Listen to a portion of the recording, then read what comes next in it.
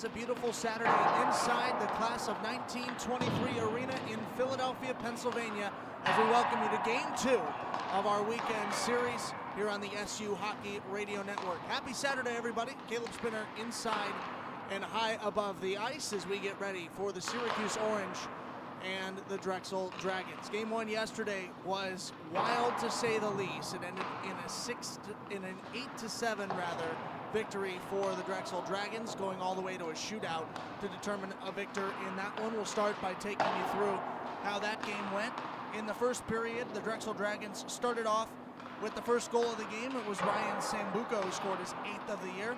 Syracuse would follow up just 26 seconds later off the stick of Ryan Thomas, also his 8th of the year. And then closing out the period would be Pietro Baccarin on the power play, sending the Dragons to the locker room for the first time, ahead 2-1. Then everything came off the rails in the second period. 8 goals. We'll walk you through them. Syracuse came out and tied things early with the first goal of the season for Sean Cato, 58 seconds into the second frame. Then Benjamin Burkin, not long after that, at a minute 22 in the frame, put in his, guess what, 8th of the year. Third player so far to do that, and we're only 5 goals into this 15-goal game. Jack Alicia then would follow up for Syracuse to tie things one more time. At 15th goal of the season, unassisted, continues to lead the team in that regard. Pietro Baccarin, yet again on the power play, would come in after that one, scoring his 8th of the year. Say it with me, everybody. 8 was the magic number throughout this game. 4 different players scoring their 8th goal of the season. Check that until we get later on into the game here. I've got one more, actually 5, if you include a Syracuse player later on, but we'll get to him in a moment. Then it was Eli Pendergrass for Syracuse to give the Orange their first lead of the game, followed up by Anthony Larkin, the 2nd goal and 7th goal of the season, respectively, for those 2 players. Syracuse was out in front, but only for a few seconds. 17:55, closing minutes of the period. Matt Harris would put through his 13th of the year unassisted to set things tied, and then Jack Alicia, in the waning moments of the second period at 18:43 in the frame, would put home goal number 16 on the year off an assist from Sam Hutchinson, a selfless assist from Sam Hutchinson, might I add. And that sent Syracuse to the locker room ahead 6-5 for the second intermission. Then in the third, Brock Alvers comes out, scores his 8th goal of the season. It was unassisted at 7:46 in the third period. That came about a minute later. Jimmy Jacobs for the Drexel Dragons, the goal-scoring leader for this Drexel team, comes out with his 19th goal of the season off assists from Anton Kaziski and Matt Harris. He gets things tied up once again, this time, a 1-goal deficit for Drexel, which then Evan Mudrick, with his 3rd goal of the year, will tie up. Jacobs had the assist on that goal to Mudrick, and then for the last 10 minutes of that period, we went scoreless, 7-7, until all the way through an overtime period, and then we come to the shootout, where Syracuse put up 3 players, all of them denied, and the game winner would end up going to Ryan Sambuco in round number 2 of the shootout. Drexel didn't need to put a 3rd skater on the ice, as they would win it by default. Ryan Sambuco scoring, and then Nocerino denying Vasilevsky to seal it in the shootout period for, once again, your final score of 8-7. Taking a look at your Syracuse starting lineups today as they come into this game 11, 12, and 3. Brendan Duffy, Evan Vasilevsky, and Jack Wren will be your forwards. Ryan Thomas and Jacob Von Tersch, your starting defensive pair. And we're still waiting on the ones for Drexel, although from their lineup it looks like it will almost entirely repeat their starting lineup from yesterday, which, if you recall, was Matt Harris, Benjamin Burkhan, Jimmy Jacobs, William Miklas, and Ryan Sambuco. Looking between the pipes for both teams, for Syracuse, it's going to be A.J. Finta playing his 15th game of the season. He came in relief of John Angelino yesterday, who allowed in those 7 goals.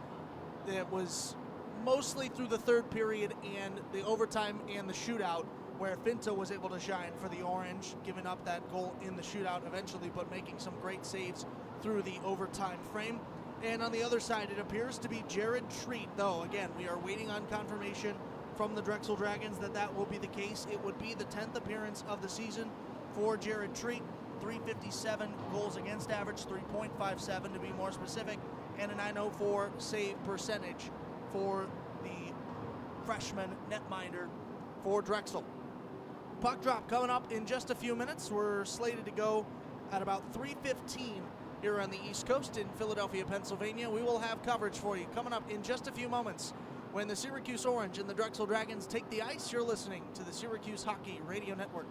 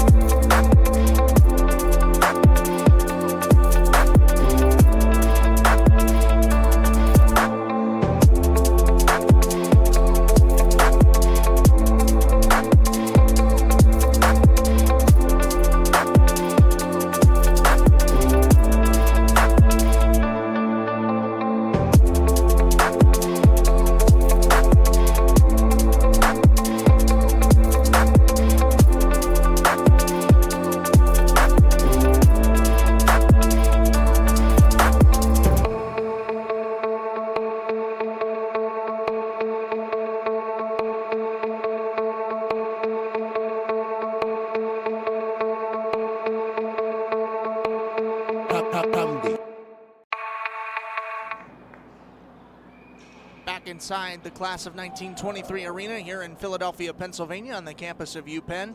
Getting a look at our starting lineups as we're moments away from puck drop. We'll start off with the home team, the Drexel Dragons, victors yesterday in an 8-7 shootout decision over the Syracuse Orange. It'll be the same lineup exactly as it was in game one. The forwards, Matt Harris, Jimmy Jacobs, and Ryan Sambuco. The defensive pair, William Mikolas and Benjamin Burkhand. And between the pipes, it's Ryan Nasarino, once again getting the nod after giving up 7 goals to Syracuse yesterday.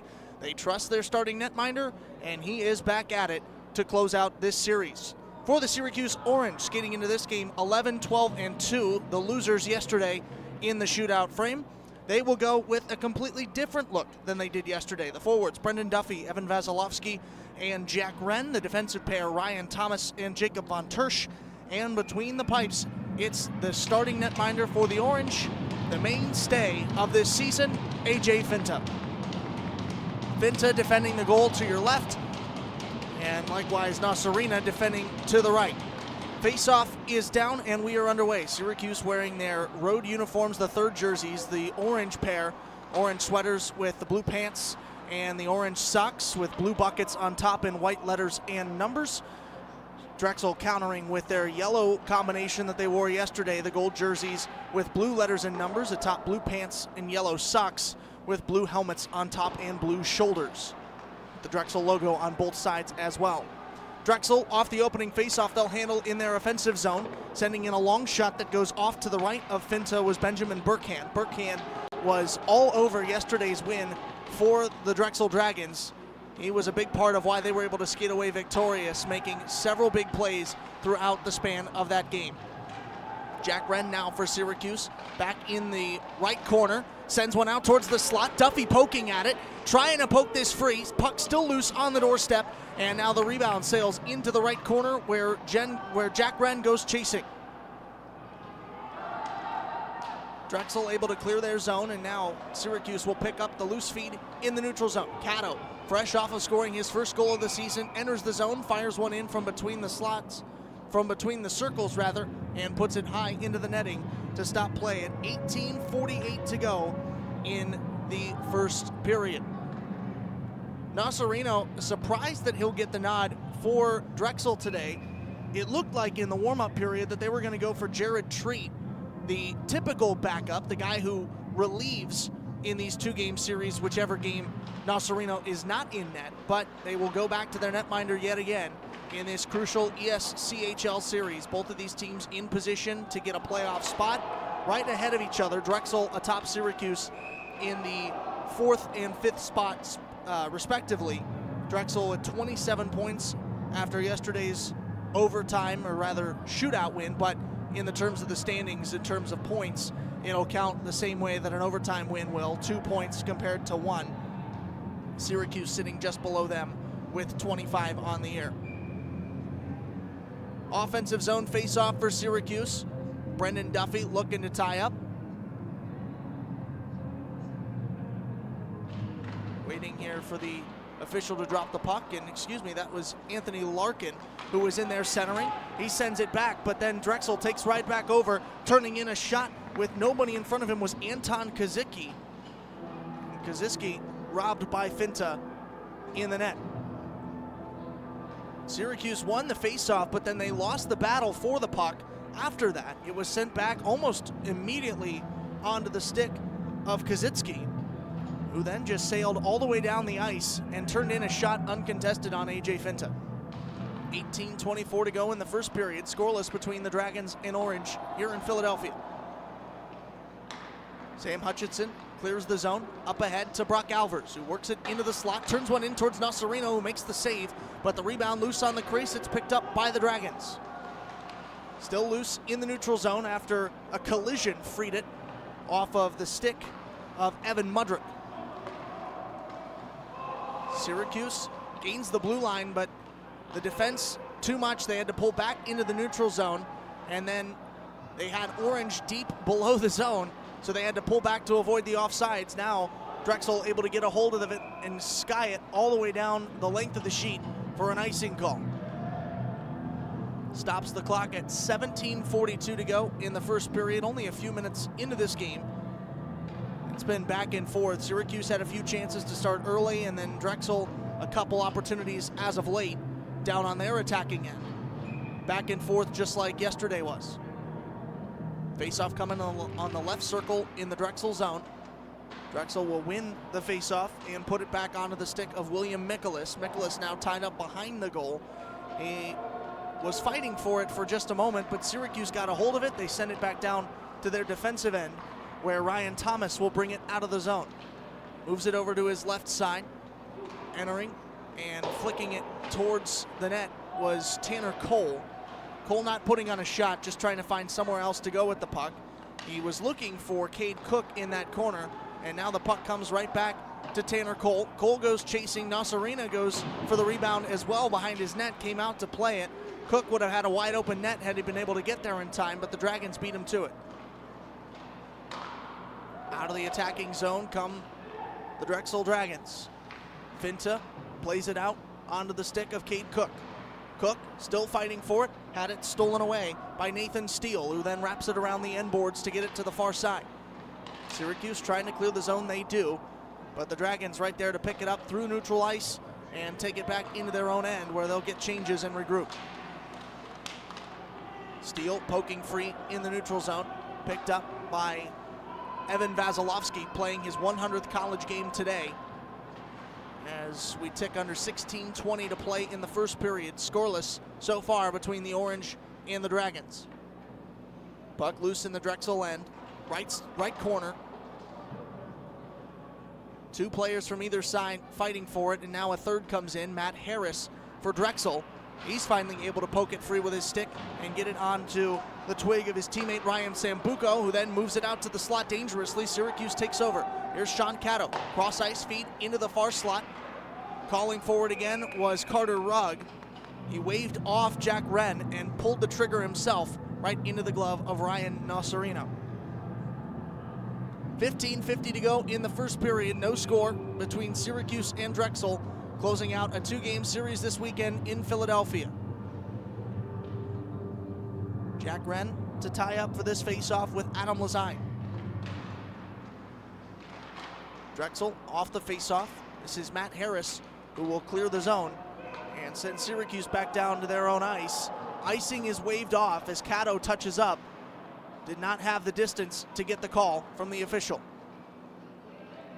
Syracuse sends the puck down the sheet, where Harris takes over in his own end, and we're going to get a whistle in Drexel ice. Talking to the official right now is number 11, Benjamin Burkhan.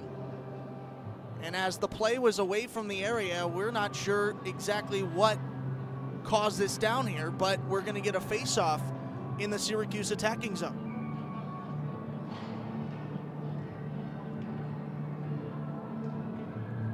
Wren to tie up again for this face-off with Barrett Genovese. He wins it for Syracuse, puts it back onto the stick of Carter Rugg. Rugg below the goal line, loses the feed, and now Drexel trying to clear the zone. They will. Sean Caddo picks it up between the blue lines, retreats back into his own end, and now with a full head of steam crosses the red line on the offensive. Sends one in towards Nocerino. Nocerino plays it out into the right corner where Duffy is waiting for Syracuse. Duffy trying to center a feed in towards his teammates, who are all coming right down Main Street for it. Puck goes out towards the neutral zone. Caddo takes a hold of it and sends it to Nocerino again. Syracuse with a lot of offensive zone time here, and that puck squirts out of the zone now. Drexel trying to answer with an opportunity of their own, but the Syracuse defense quick to recover. 14:40 to go in a scoreless first period here at the class of 1923 arena in Philadelphia, Pennsylvania. Caddo wraps it around the end boards in his own end. Gets picked up by Pietro Baccarin. Baccarin had 2 power play goals yesterday, part of what got the Drexel Dragons the 8-7 shootout victory. An official takes a tumble onto the ice in that right corner. He came in from the circle and then got tied up as both teams were fighting for this loose puck. Jack Wren moves it over to his right, Brendan Duffy. Duffy tried to gain the blue line. He was met by a Dragon defender before he got there. Digging in towards the zone, taking a shot towards Finta was Anton Kazitsky, but he missed his opportunity. Finta comes up with a save, and now Syracuse. Looks like Drexel actually is going to get called for something here, as we'll change before Syracuse can go on. That's a warning for high sticking. It looked like it'll be against the Orange actually as we move back towards Syracuse ice with under 14 minutes to play here in the first period and no score between the Orange and the Dragons. Syracuse figuring out the players they'll counter with. So be a face-off coming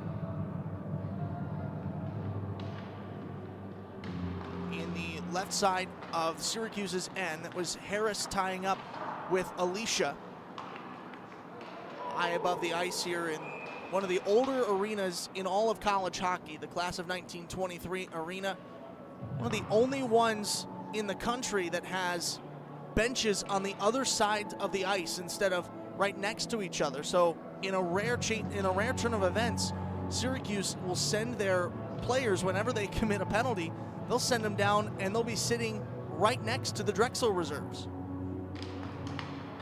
That's where the backup goaltenders are now for the Orange, getting chummy with the reserve netminders for Drexel.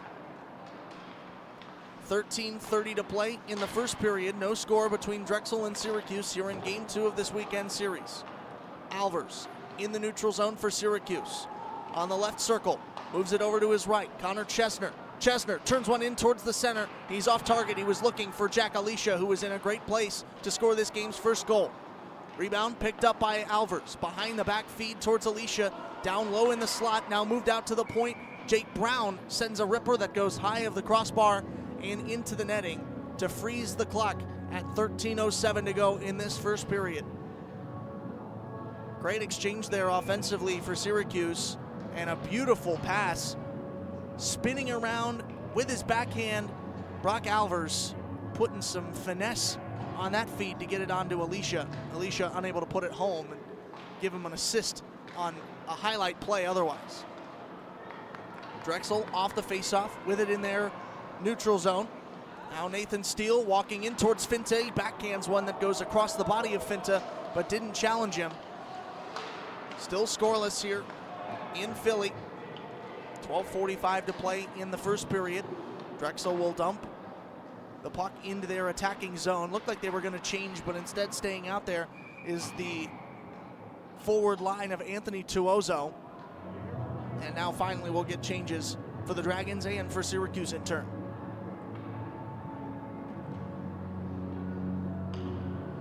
Yesterday's puck didn't even drop until 10:40 Eastern time. We didn't end up leaving the arena until just after 1 in the morning, between 8 goals in the second period, 15 goals total in the overtime and shootout periods. It was a late night for these guys on both sides of the ice, Drexel and Syracuse, getting our first look at how potentially that fatigue could play a factor in today's game. 12:15 to play in the first period. Syracuse with the puck in the neutral zone. Gaffney lost it off of his stick thanks to the defensive effort of Barrett Genovese. Ryan Thomas with it now behind his own netminder, using Finta as a screen to free the puck onto the stick of his defensive line mate Connor Chesner. Chesner up ahead towards Gaffney. Gaffney walking in on 2 gold sweaters, goes over to the left circle, now takes it back behind his net as Nocerino came out to play it, was looking to take it himself, instead has to feed it over to the left circle for Sean Caddo. Caddo out towards Tanner Cole, who fires one in. Cade Cook picks up the rebound off the miss. Gaffney on the left circle, moves it down into the corner, now back out to the left point. Caddo feeds it down into the slot, once again to Gaffney, who then finds Cade Cook again in that same spot, the left corner. Drexel playing like they're on the penalty kill here. There's this diamond formation, not really going after the puck, just playing reactive hockey on whatever Syracuse will do, and now you see why. We're going to get a delayed penalty here going against the Dragons. This will be the first power play of the day for Syracuse. They're going to ring up Adam Lazine for this call. Syracuse came into the weekend on the power play, converting at 23.5%. That was 5th in the ESCHL. In other words, second to last. Drexel on the penalty kill, right there at the bottom 2, tied for 4th.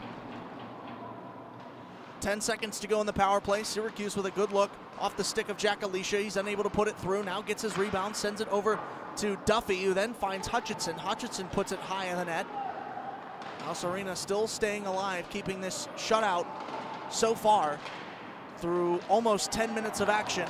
And now Drexel will clear, looking for a shorthanded opportunity. Down with nobody in front of him. Firing that shot in was Eric Eisler. Eisler sends it long of Finta. Syracuse with 80 seconds left on this power play as Alicia gains the blue line.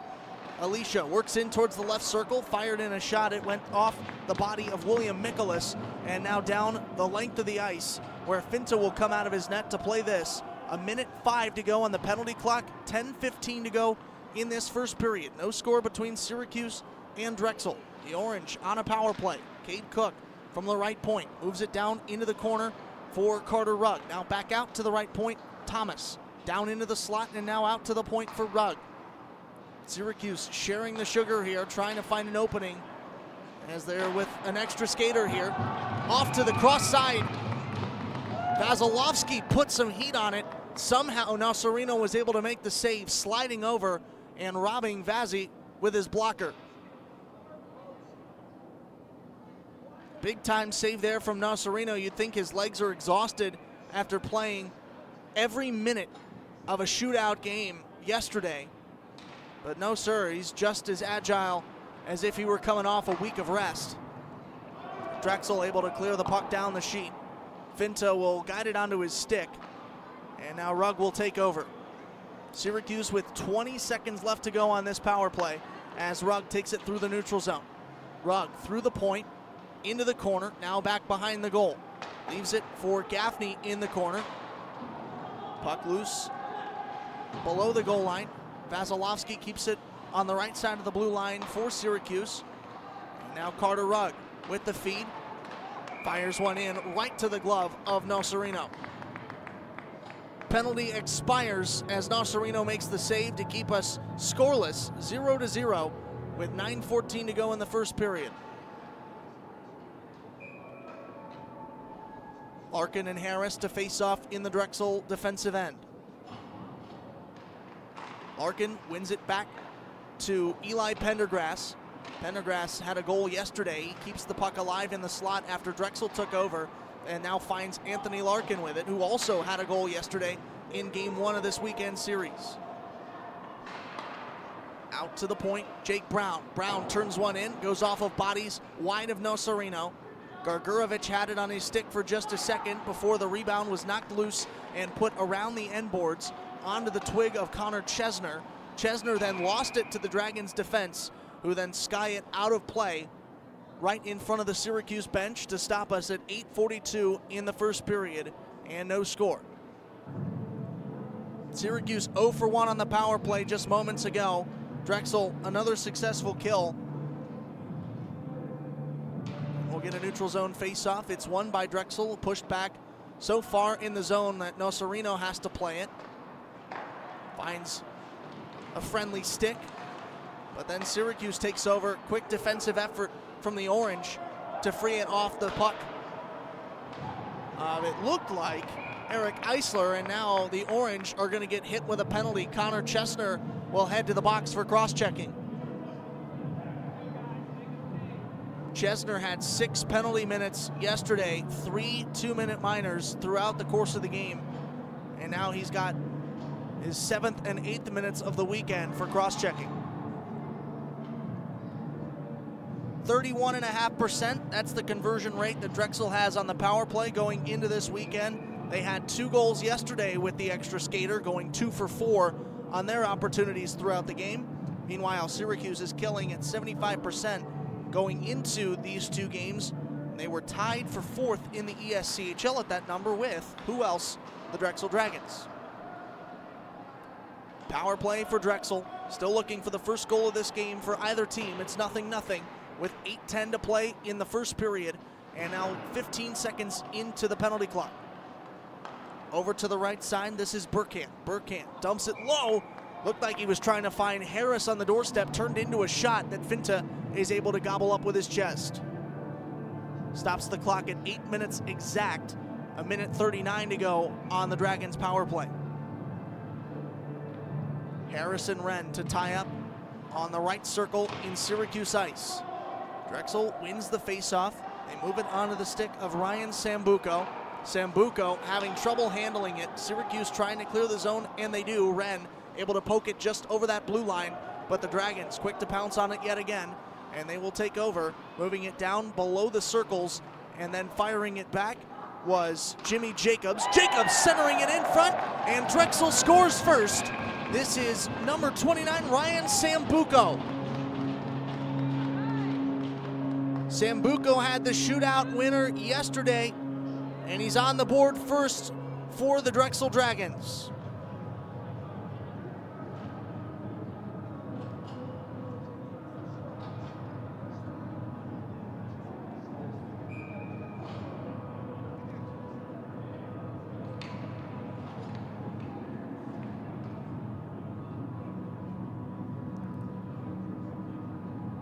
Drexel out in front, 1-0 off a power play goal from Ryan Sambuco. Here with 7.5 minutes to play in the first period. Game 2 of this series between Syracuse and Drexel. Sambuco had 8 multi-point games this season going into yesterday. Made it 9 straight after putting in a goal and an assist against the Orange. Centering feed from Carter Rugg. He tried to find Alicia, who was waiting for him in the slot. Unable to put it home was Rugg, but he kept it alive for just a moment before Drexel regained the puck. And now down into their attacking zone, Pietro Baccarin. Trying to leave it back at the point. Syracuse there first. Cato moves it ahead to Alicia.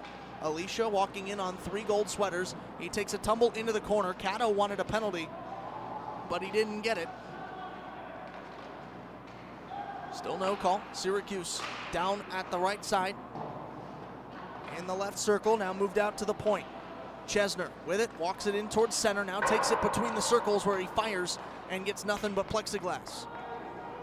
Rebound hard off the glass, comes down towards Syracuse ice, and they will not get the icing here, as they'll say no Dragon was the cause of moving it down there.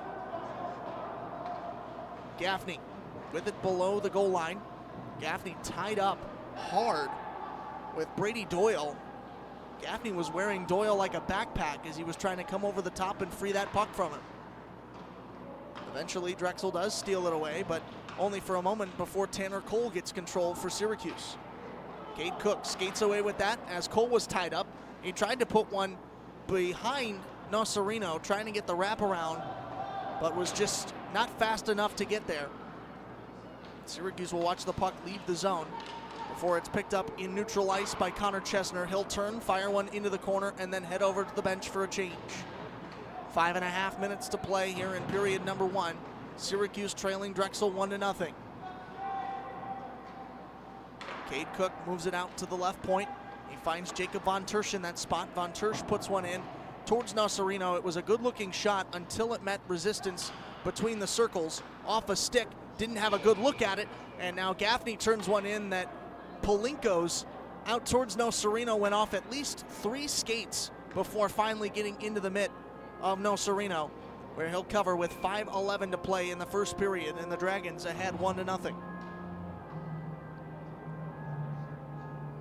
Cam Gaffney yesterday played his 26th game of his freshman campaign, the 27th today.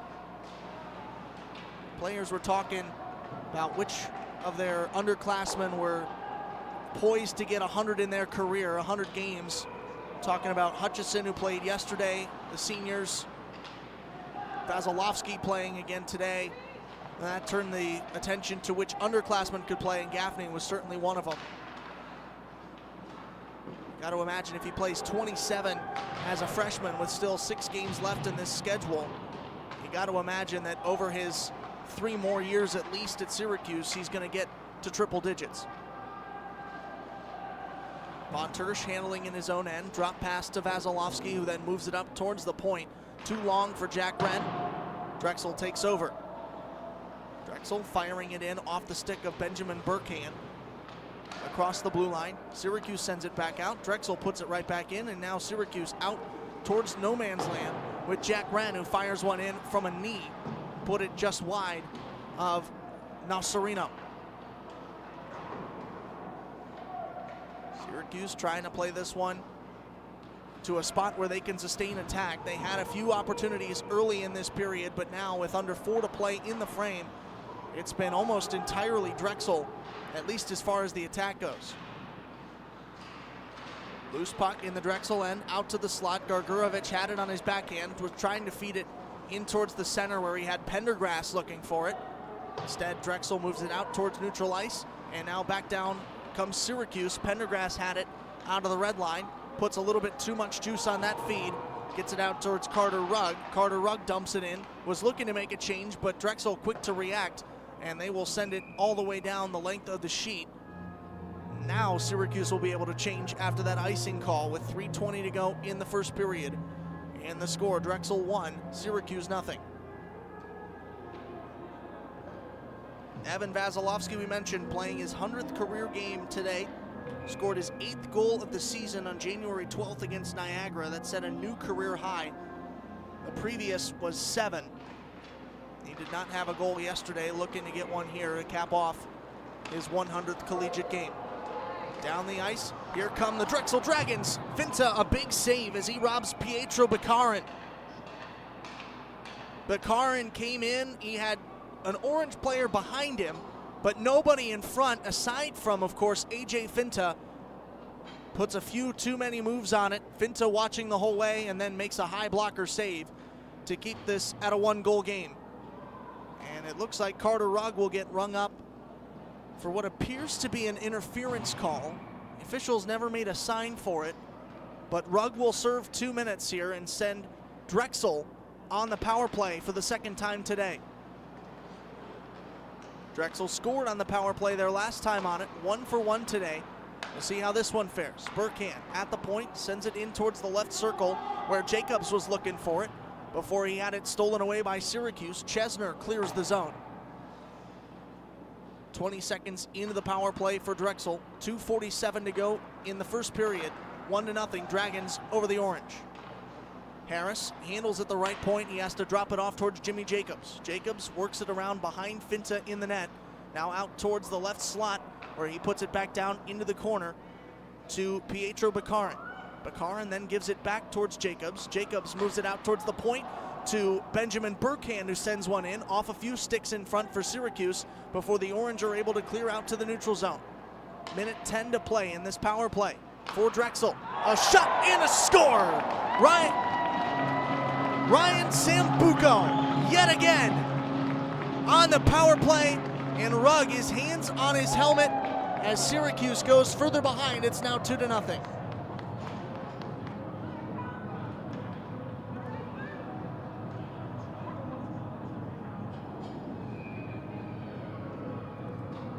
Ryan Sambuco, the only 2 goals of this game, and both of them coming on the power play. How about that for his bread and butter? Loves shooting on the power play, loves getting goals with the extra skater, and you can see why. He's one of the best at it. Drexel in their attacking zone, looking to answer again. Handling it in his attacking end was Barrett Genovese before he got robbed by the stick of AJ Finta. Now down the ice with a full head of steam, here comes Cade Cook. Cook turning one in towards Nocerino. The save is made, but the rebound picked up in between the circles as Gaffney takes control for Syracuse, moves it out towards the point. Carter Rugg turns in a ripper from the left point after getting the feed from Gaffney. Cato polices the rebound in the neutral zone. Syracuse started this period with several good looks on the attack, but they have yet to sustain pressure since the opening 4 minutes. We've now got less than a minute and a half to go in this opening period. Offsides called as the Drexel Dragons tried to enter their offensive end. It'll bring the puck back out towards the neutral zone with a minute 19 to go here in the first period. 3 very important ESCHL points on the line today. 3 more yesterday as well, but Drexel will take 2 of those after winning in the shootout. Syracuse looking to go ahead of Drexel here. Sam Hutchinson off the faceoff had a one-on-one opportunity with Nocerino. Nocerino comes up victorious in that exchange, but Hutchinson polices his rebound and moves it out towards the alternate captain Jack Alicia, who then has no choice but to fire it back towards the neutral zone where Jacob Von Tersch had it. Drexel recovers in the corner. They move it out towards the neutral zone, and now Nathan Steele deking through the right circle. Steele flicking still at it. Took off a centering feed towards Bakarin. And now Syracuse the other way, fresh off the turnover. Von Tersch over to his right side. Ryan Thomas from the point to the slot.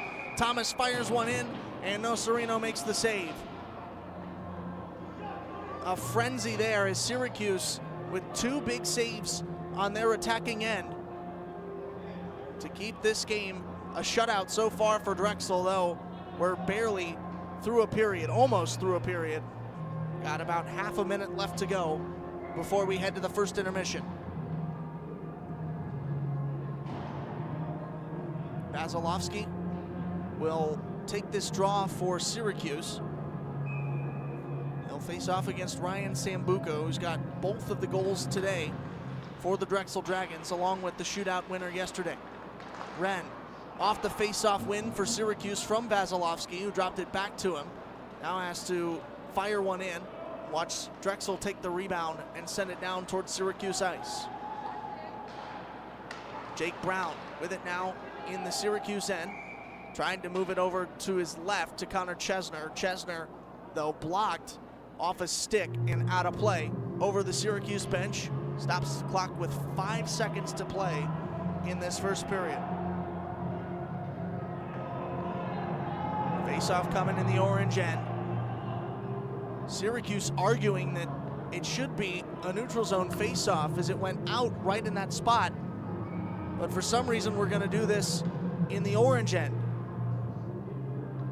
5 seconds to go in the first period. A shot quick off the face-off win from Matt Harris is how we will end this period. And just like game 1 yesterday, the Drexel Dragons will head to the first intermission with a lead over Syracuse, 2-0. And we've got some pandemonium in the corner of the Syracuse end. Both teams getting into it, throwing hands, a sign of how physical this series has been. And if you'll remember yesterday, we got 2 penalties off of it to open the second period after some extracurriculars at the end of the first. We'll see if this results in anybody serving time in the bin to open the second frame. But now both teams headed off the ice finally after the officials get in there. And as I was saying, Drexel yesterday went into the intermission with a lead. They repeat that today, now ahead 2-0 over Syracuse at the Class of 1923 Arena here in Philadelphia, Pennsylvania. 1 down, 2 to go as we move in towards the intermission. We'll be back on the other side of it on the SU Hockey Network.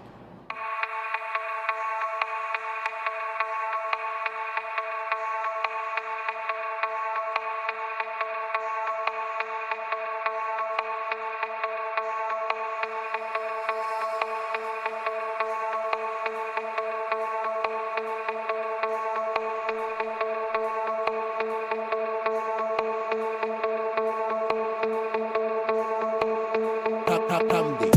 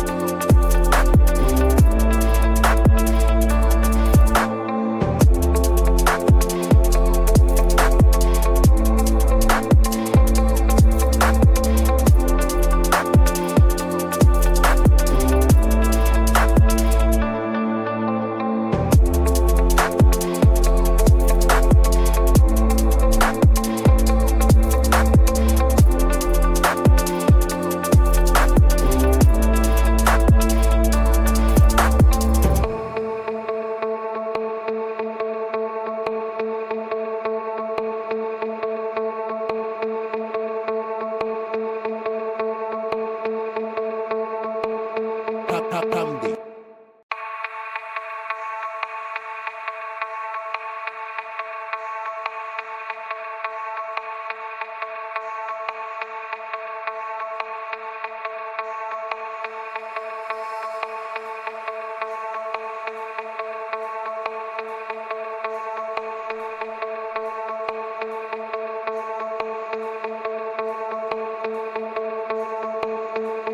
Comedy.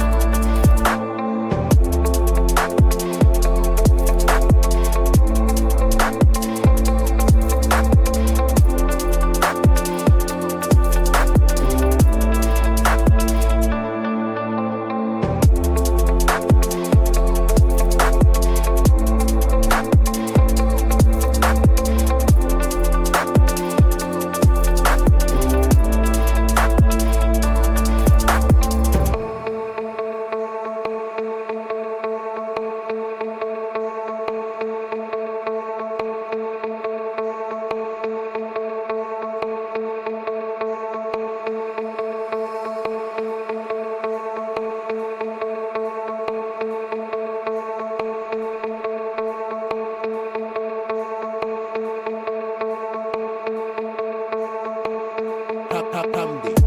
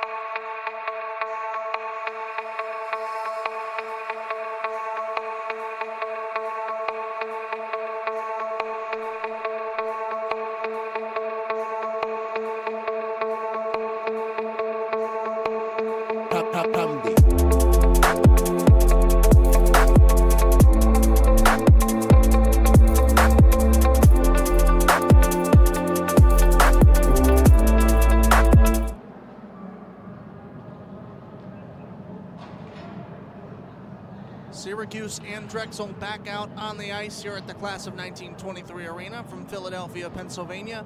The Orange trail the Dragons by a score of 2-0 after back-to-back power play goals from Ryan Sambuco that got the Dragons out in front going into the first intermission. If you'll remember, yesterday the Orange also went into the intermission trailing behind Drexel. It was 2-1 at that time. And then after an 8-goal second period, it was the Orange who were ahead going into the second and final intermission. So if today carries over anything like it did yesterday, this should be an entertaining second stanza. But we will see what this has in store for us here as we get ready for the opening faceoff of the second frame. In just a moment, Drexel out on the ice. Syracuse taking a little bit extra time to talk things over on their bench. Head coach Chris Timmons leading the Orange in his third season as head coach of Syracuse, assisted by Jordan Allhart and John Lauer. And on the other side for Drexel, this is Tyler Woischner, who is leading the Dragons. His third season also coaching at Drexel. He played 4 years for the Dragons between 2011 and 2015. Scored 115 points over 129 games. 59 of those points were goals. Certainly had a monumental playing career that has led to a very productive coaching one here at his alma mater. Finta for Syracuse will defend the goal to the right, and Nocerino for Drexel will defend the goal on the left. Alicia and Harris ready to face off for their respective squads as we are moments away from starting the second period here in Philly. Officials taking one more look at the ice, making sure we're all smoothed out after it was cleaned. And now we are ready for the face-off. It's won by Alicia and now pushed back onto the stick of Lucas Skolnick, the first time we're seeing him in this series. He did not play yesterday and didn't play in the first period, but now he comes in and fires one down the ice towards Alicia, who's able to make a great opportunity in the slot, but a better save from Nocerino keeps it out of the net. Lucas Skolnick for Syracuse played 36 games for the Skipjacks Hockey Club in the USPHL last year before coming to Syracuse, or rather a few years ago, before coming to Syracuse in 2021. He is out there, the defensive line mate with Connor Chesner. And that's something you didn't want to see, as he was not in this starting pair the last time we began the period. Supposed to be Chesner and Brown as that top defensive pair, but as we just said, it is Lucas Skolnick, the extra skater, who is now up there in the pair with Chesner. 40 seconds gone in the second period. Syracuse still trailing by a score of 2-0 here at the Class of 1923 Arena here in Philadelphia, Pennsylvania, the home of UPenn and Drexel hockey, both the D1 and D2 teams of Drexel. D2 will play at 9:40 tonight at Seton Hall. This D1 team trying to do their best to get a sweep against the Syracuse Orange with a win today. They're well on their way towards doing it now, leading 2-0 as a shot is fired in from Ryan Thomas from the point. Save made by Nocerino. He moves it onto the friendly stick of Adam Lazine, who then sends it down the ice even deeper into Syracuse territory to Anton Kozitsky. Kozitsky now is going to get rung up, or rather Levine is, for a monumental hit on the far side of the ice against Jack Wren. Levine will do time, and Syracuse will go back on the power play. They're 0 for 1 today. We'll see how this second opportunity fares. Better, worse, or the same. The Orange, as we mentioned back in that first time, came into the weekend with a 23.5 save the 23.5 power play percentage. So many percentages in the game of hockey. They were unable to put home any of their opportunities yesterday, still looking for their first power play goal of the weekend. 0 for 1 today. Ryan Thomas off the face-off, sends it over to Carter Rugg on the left's point, puts it down deeper into the zone to Jack Wren, And Wren loses it onto the defensive stick of Michael Urbani for Drexel. 18-16 to play in period number 2. Rugg with it on the left point, trying to center this one over, but the net comes off of the bearings, and we will have to stop play to fix that. Changes made for the Orange in the meantime. Fresh legs out for this Syracuse penalty killing unit, or power play unit rather. 18:09 to play in the second period. Alicia ready to face off with Barrett Genovese. And we'll get a whistle from the official in the neutral zone warning a player from either team on the far side of the circle to move back. Face off now down and won by Syracuse. At the left point, it's Sam Hutchinson. Hutchinson had 3 assists yesterday, no goals. He's looking to change that today. Rebound off the shot from Chesner, goes off the glass right onto the stick of Hutchinson, but he's not able to control enough to get a shot off.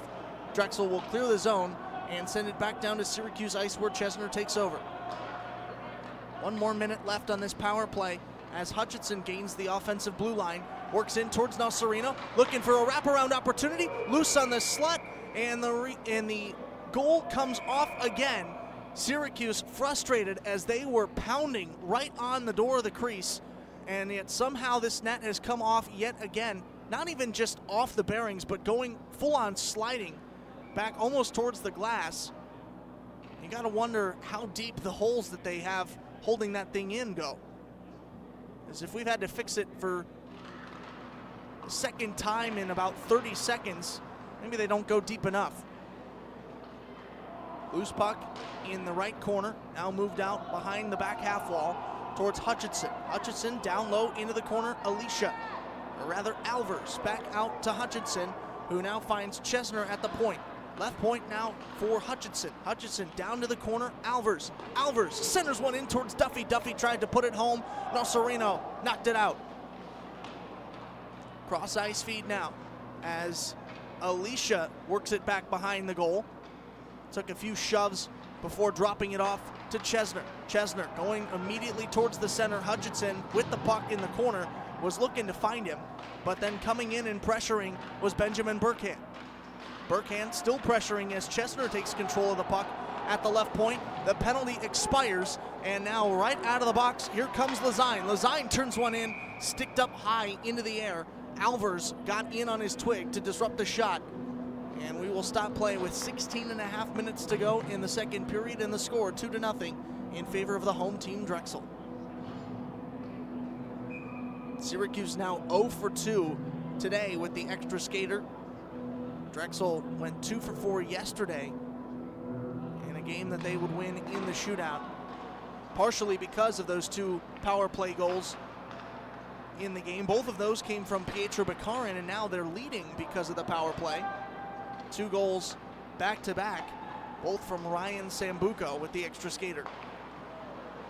Syracuse enters the attacking zone, and guess what? The net comes off again, though this time it's got a legitimate reason, as Nocerino went back into it. Skating in with a full head of steam and then blowing a tire was Ryan Thomas, and those 2 bodies collided into the red iron and moved it off of its bearings. 3rd stoppage for a loose net in the last minute, but that one was valid. Neutral zone face-off. Harris to tie up with Larkin. On the left side of the neutral zone, Syracuse immediately off the face-off win. Pendergrass was trying to move it into the attacking zone, but Drexel right there to move it up. Here comes through the neutral zone, Matt Harris. Harris down the slot, poked away by a defensive stick of the Orange. Looking for a wraparound opportunity. Finta just hugs it. Harris was trying to go behind him. Rebound loose. Syracuse trying to clear the zone, but so far Drexel has jumped on it. A long shot turned in, did not get through the defensive effort of Anthony Larkin in front of the net. Thomas now picks up the loose feed behind the goal, and he'll wrap it around the back end boards to Jake Von Tersch. Von Tersch into Syracuse ice, and they're going to say he was offside.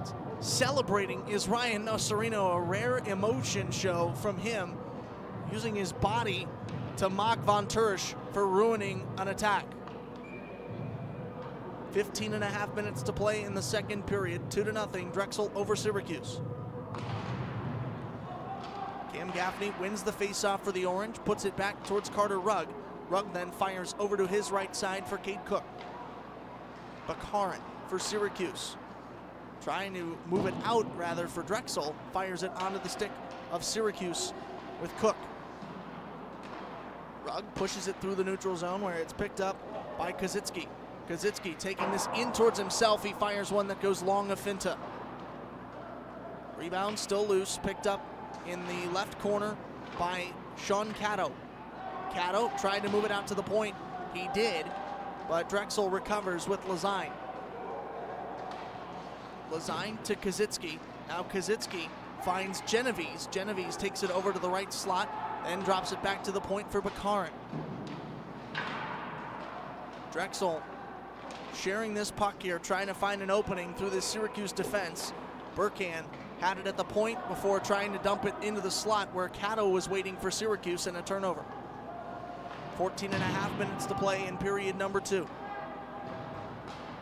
Up across the blue line, out of Drexel ice, but into the neutral zone, onto the stick of Carter Rugg. Rugg backhands it ahead towards Alicia, who gains the offensive blue line and then is pummeled by 2 gold jerseys. Syracuse still able to keep it in their offensive zone. And now Drexel finally clears. Steele wraps it into Syracuse ice. Finta comes out from the pipes to play it. And now the Orange back on the offensive. Chesner turns one in, goes wide of Nocerino. Puck still loose, picked up by Alvers. Alvers left it in the right circle for Alicia. Alicia has to put it down to the corner for Hutchinson. Syracuse trying to find an opening, Drexel not giving them any. And now a breakout opportunity for the Dragons, a 2-on-1. Chesner looking to make a stop, and he does defensively, getting in the way of a wide open feed between Nathan Steele and Anthony Tuozo. Would have been goal number 3 for the Dragons if not for the defensive effort of Connor Chesner. And now down at the other end, Alvers scores! Fresh off an impressive defensive play on the other end by Connor Chesner, it turns into a goal for Brock Alvers, and Syracuse is finally on the board.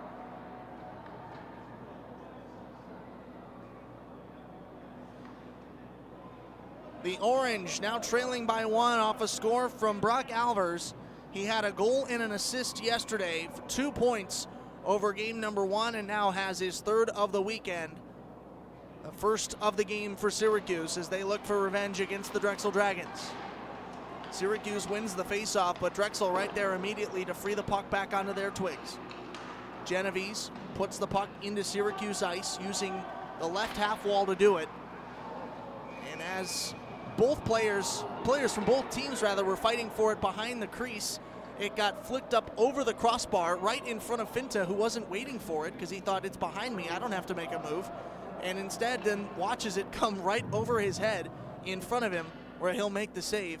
And then we get our typical pushing and shoving here. I say typical as this series, starting yesterday and now carrying over into today, has been very physical. A lot of pushing and shoving after the play, a lot of chirping from both sides. It's resulted in penalties before, both today and yesterday, and seems to be very much alive. These two teams sharing the same conference, the ESCHL. Both teams fighting for an opportunity to play playoff hockey. There's a lot riding on the results of this weekend. In the attacking zone, Jimmy Jacobs scores! Took it off a Syracuse defender, walked it in between the circles, and ripped it high blocker side, getting it past Finta to put Drexel back ahead by 2. 3-1 Dragons off another impressive goal from Jimmy Jacobs. It's his 2nd of the weekend.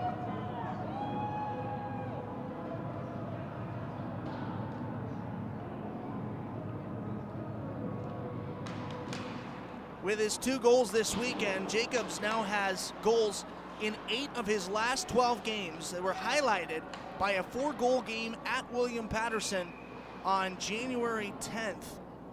He had 4 points last weekend at RMU, came off 3 assists and a goal, and now still just as hot as ever shooting the puck. 12:32 to go in the second period. Syracuse trailing Drexel by a score of 3-1. Syracuse zone faceoff, won by the Orange. And now Gargurovich clears. Lazine takes it back for Drexel and fires it into Syracuse ice, where Rugg will pick it up behind Finta in the net. Rugg out to his right, moves it ahead to Gargurovich. Gargurovich tried to get it onto the stick of Eli Pendergrass. He was too long on his feed, and then the Drexel Dragons clear it from their zone. Rugg puts it right back down to Dragons ice, and Lazine feeds it out of the right corner. Picked off by Syracuse as he tried to clear the zone. Rugg now centers one out, and it moves all the way to the left point. Went a little bit longer than he wanted it to, out to Sean Caddo, and as Caddo tried to put it into the slot, the Dragons took it away. Caddo now in his own end, backhands it to the neutral zone, Anthony Larkin. Larkin up ahead to Gargurovich, who gains the blue line and then fires it over to his right side for a shot from Eli Pendergrass. And we're gonna get a whistle here on the other side. It looks like it might be a too many men call, as Syracuse was in the middle of changing, and they are asking several questions in an animated fashion on the far side of the ice where their bench is.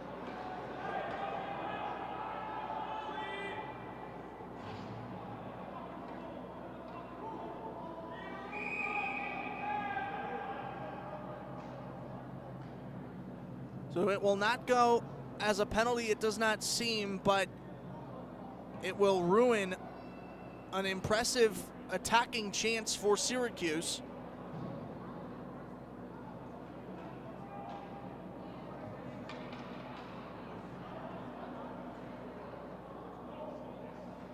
Syracuse only with 4 skaters out on the ice right now. Alvers is going to get hit with the penalty here. It's late, but they're going to say Alvers changed late, and it's a too many men penalty that'll put Drexel on the power play. Third chance tonight on the power play. They're 2 for 2 on their last opportunities today, both of them resulting in goals from Ryan Sambuco. Sambuco to tie it up with Jack Wren. Sambuco wins the faceoff, takes the puck below the goal line, where he is pressured hard in that far corner by Connor Chesner. Chesner forces Drexel to have to move the puck out towards the point. Pietro Bakarin moves it down into the slot for Jacobs, who then sends it across the ice to Sambuco, who is waiting for the one-timer, the save made by Finta. So much speed behind that, you could see the flames on the puck as Sambuco fired it, but Finta, right there in waiting, makes a big stop for Syracuse. 11 minutes to play in the second frame, a minute and a half to go on this power play. Harris takes a diving shot towards Finta. Finta able to make the save. Here comes Jack Wren. Wren across the blue line, dangling past Bakarin, trying to center it over towards Gargurovich. He wasn't able to get to him, and Nasarino, as he got the puck tied up in between his legs, he started to skate away with it, and we're going to get a whistle. They're going to say that Nasarino covered it up, apparently. I guess that's what counts as covering it up, when you skate away not knowing that it's in your legs here. Face-off coming in the Drexel defensive end. It's won by Syracuse, and now Caddo retreats to the neutral zone along with his defensive line mate Carter Rugg before firing it into Drexel ice to kill more time off this power play for the Dragons. It's 55 seconds now left on the penalty clock and 10.5 minutes to play in this second period. Syracuse with a big stop at the top of their zone to then clear it down the length of the sheet. 40 seconds left on this power play as Drexel handles it in their own end. Evan Mudrick. Mudrick backhands it to the right towards Kozitsky. Kozitsky now feeds it over to the right, Barrett Genovese. As he moved over towards the left, he found Genovese on his right. Genovese takes it into the corner before he lost it in the slot and was pummeled into the glass. Now goes on to the stick of Drexel's Nathan Steele. Steele got tripped up in the slot. And now Syracuse will make a change with 10 seconds to go on their penalty kill. And Drexel will not get an opportunity out of it, as they're going to kill this all off in their own end, just taking time to make changes of their own. Thomas takes control in the neutral zone and then sends it down towards Drexel ice, where we'll get an icing at 9.5 minutes to play in period number 2.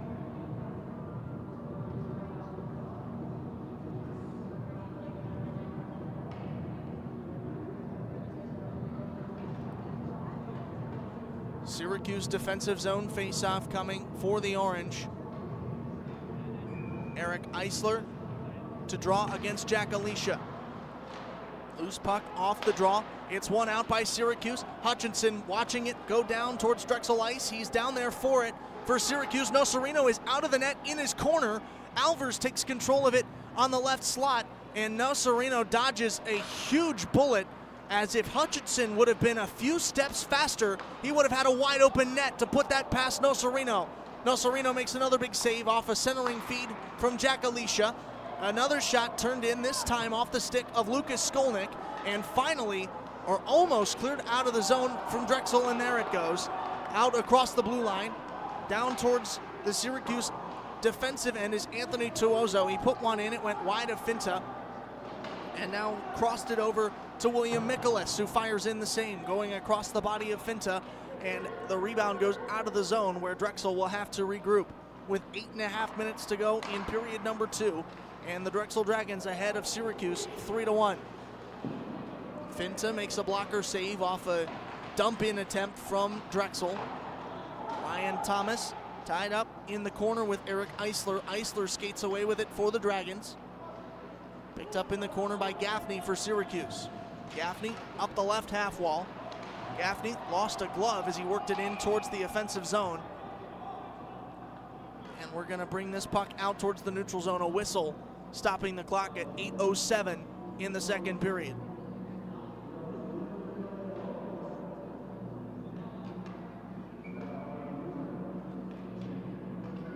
Gaffney to face off against Harris.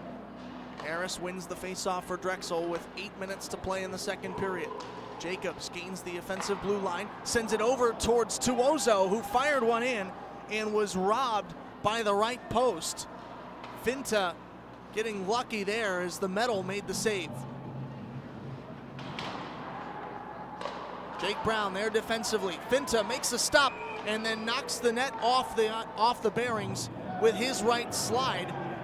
And now in a headlock here, this is Ryan Sambuco, who just put Cam Gaffney in a headlock. Both of those players had to be separated by the officials. Again, tensions boiling over.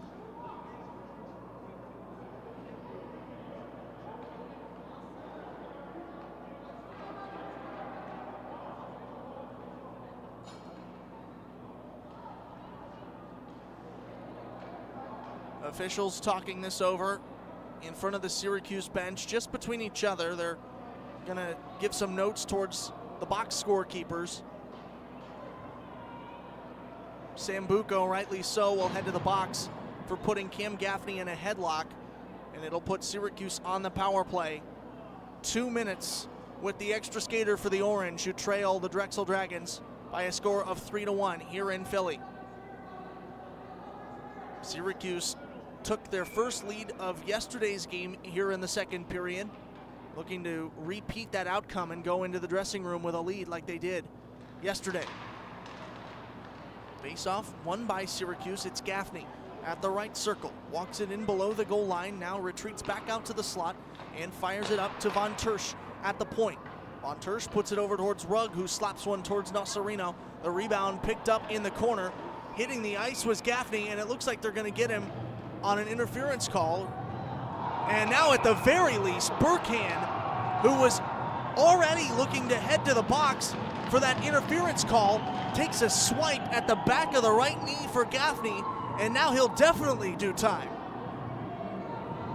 The Orange with their best opportunity of the weekend, 5-on-3 coming for 1:40, and then 20 seconds of 5-on-4 hockey after that.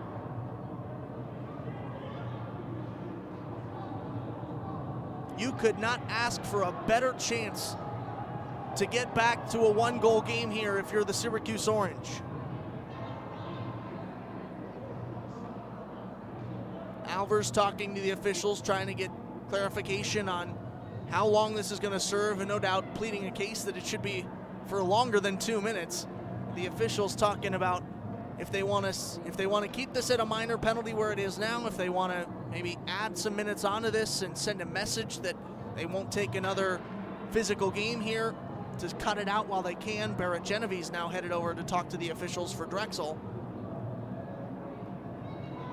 Genovese just reading his body language, trying to argue that Gaffney flopped and made that stick hit from Burkhan look worse than it was, but I hate to break it to you, Barrett, even the act of swinging, whether or not the player goes down, if you swing your stick at the leg of a player, that's a penalty all day long. Syracuse skating 5-on-3. They win the faceoff in their attacking end. Out towards the right point, it's Thomas who moves it over towards the left point, towards Carter Rugg. Now back out to Thomas in the same spot. He fires one in. Nocerino makes the save.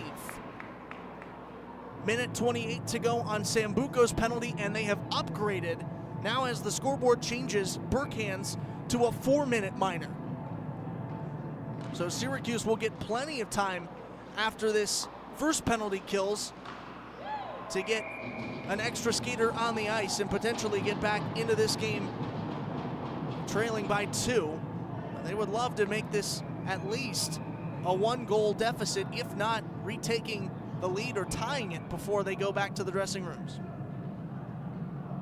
7:02 to go here in the second period. Syracuse trailing Drexel by a score of 3-1.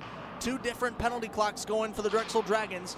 A minute 15 to go on Sambuco's penalty, and then 3.5 minutes to go on the one assessed to Benjamin Burkhan. Syracuse skating 5-on-3 now as Gaffney takes it out of the right corner, back below the dot, and now moving it out towards the point. He has it picked off by the Drexel Dragons. Anton Kazitsky getting in defensively for the Dragons. Carter Rugg out at the high slot. Rugg fired one in, he fanned on it, got more ice than he did puck, and Drexel able to clear the zone. No offsides called, and finally delayed by that near side linesman. Syracuse had everybody in the zone aside from, it looked like Ryan Thomas, who had to take the puck back. It went all the way over the blue line, then Thomas re-entered, and the Drexel Dragons saying, hey, everybody else is in the zone already, surely that's offsides, and they were right. 6.5 minutes to go on the second period. Brendan Duffy enters the zone into the left corner, moves it back out to the slot. Now taking it out to the point is Sam Hutchinson. Hutchinson lost it off of his stick, and now Barrett Genovese will clear for the Drexel penalty killers. 30 seconds left to go on Sambuco's penalty for Drexel, and 2:42 to go on Burkhan's penalty, also for Drexel. Syracuse skating 5-on-3 for the remainder of that time, and then going 5-on-4 after that before Burkhan is able to rejoin. Out at the right point, Alvers dumps it in towards the slot, fishing for it, traffic in front, and we're going to get a stoppage as the net comes off yet again. That net in the Drexel ice has come off 5 different times. Somebody get the super glue. Syracuse still on the power play. They've got 5 more seconds left skating 5-on-3 before Ryan Sambuco joins the ice again for Drexel. But they will have a power play 5-on-4, traditional power play, for over 2 minutes after that, 2:20 to be exact. Hutchinson swatting at a loose puck off of a shot from Connor Chesner, and we will get another stoppage. Take a guess why. The net came undone again. Nocerino with his hands in the air saying, I don't know how this keeps happening, guys. Super glue, concrete, something we got to pour into those bearings to keep it in place. The Orange on a traditional 5-on-4 power play now for the next 2:07 as Burkhan sits for a tripping call against Cam Gaffney. Went to the back of his knee So they upgraded it from a traditional 2-minute minor to a 4-minute one. Now serving the final 2 minutes of that as Syracuse tries to get out of their own zone, and they do. Chesner in front of his own bench, dumps it back to Brock Alvers. Alvers across the center red line, now gains the offensive blue line. Alvers, nobody in front of him but the netminder, wraps it around behind the goal, and now centers it out towards Gaffney, who fired one in. Off target on his shot, Drexel clears. Minute and a half to go on the penalty towards Benjamin Burkan. 4:45 to go in the period. Carter Rugg re-enters for Syracuse. Leaves a drop pass towards Cade Cook. Rugg put it back into the corner after getting it back from Cook. Gaffney takes over the loose feed. Drexel right there defensively, causing pressure towards Syracuse. They have not been able to control comfortably on the attack for some time. Vasilevsky leaves it for Gaffney.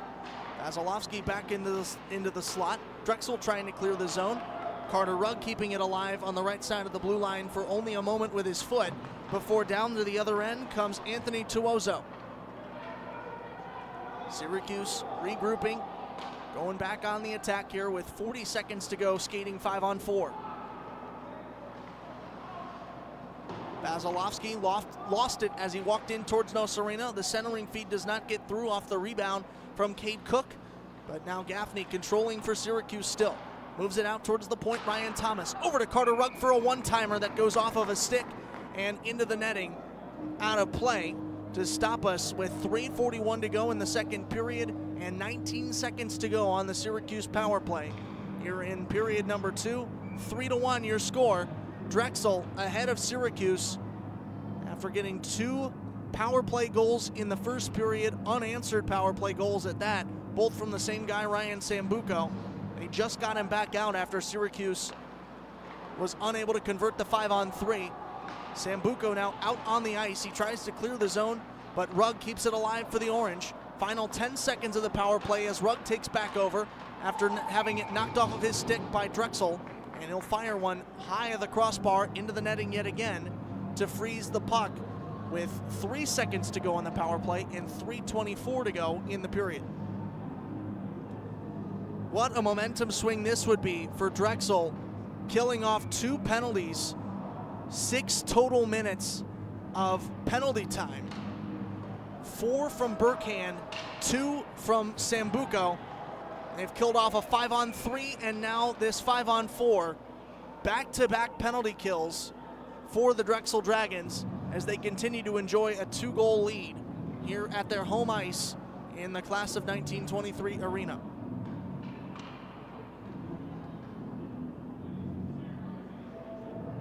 Face-off now in the Syracuse end. Drexel trying to get an attacking stretch of their own.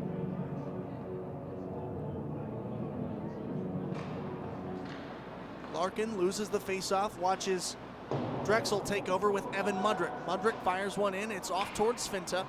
Gargurovich chasing the rebound out of the Syracuse zone. He has it, but then right there are the Dragons. Puck goes back into Syracuse ice, but Chesner takes over for the Orange before moving it ahead towards Pendergrass. Pendergrass trying to toe the blue line until he can get Larkin out of the zone and enter without getting an offside. Chesner at the right point with under 3 minutes to play in the second period. Puck now below the goal line towards Gargurovich. Gargurovich moves it out towards Jake Brown at the left point. Brown trying to move it towards the center. He was looking for Pendergrass, couldn't find him through all that traffic. Chesner from the right point, over in towards the slot to Larkin. Backhand feed from Pendergrass, who was looking for a centering feed, could not get through, and now Drexel clears the zone. This puck will not have enough to get towards the goal line, so no icing. Syracuse will make a change. Wide open at the other end was Gargurovich. Too much on that pass, though. He wasn't able to control it on his stick cleanly before Drexel got a hold of it.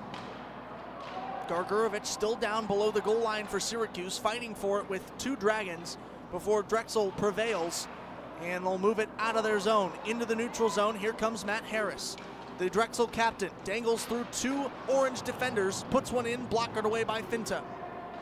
Less than 2 minutes to go here in the second period. Drexel ahead of Syracuse 3-1.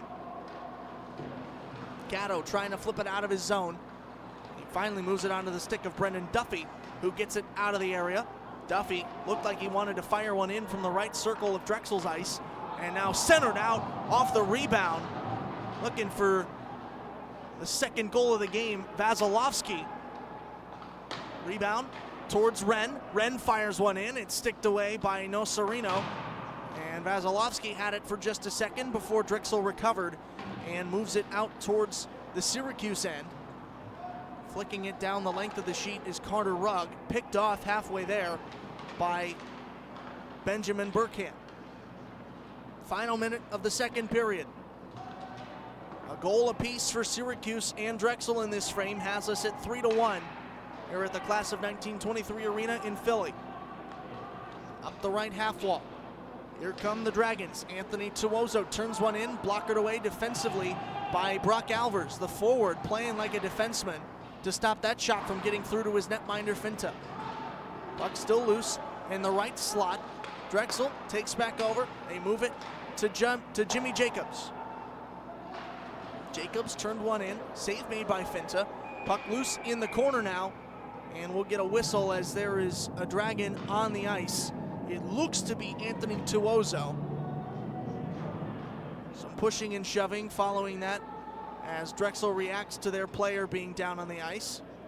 Syracuse getting in to defend their buddies, and out comes the training staff for Drexel to take a look at Anthony Tuozo, who is still down on the ice holding his face. Alvers getting escorted to his bench by the linesman. No call still. As of right now, this is just a stoppage for an injured player. As the Drexel training staff will take a look at Anthony Tuozo, who is down in Syracuse ice, laying in the face-off circle. Matt Harris trying to argue that his teammate was knocked to the ice illegally and that there should be a penalty after this. The other two officials and the linesman talking in front of the scorer's table, trying to determine that same thing. Should we assess a penalty to this? Alvers coming over to plead his case after being in on that play. He's joined by Harris, the representatives for their two teams, talking to the officials. And we can't hear on the other side of this ice. It's a big arena. The sound doesn't carry that far, but no doubt the officials starting to put their foot down, saying we cannot have this level of physicality here, this consistent pushing and shoving after the whistle, especially if it results in something like this, with Tuozo still down on the ice being tended to by the Drexel training staff. We're going to step aside here for just a moment. We'll be back with the continuation of this second period after this.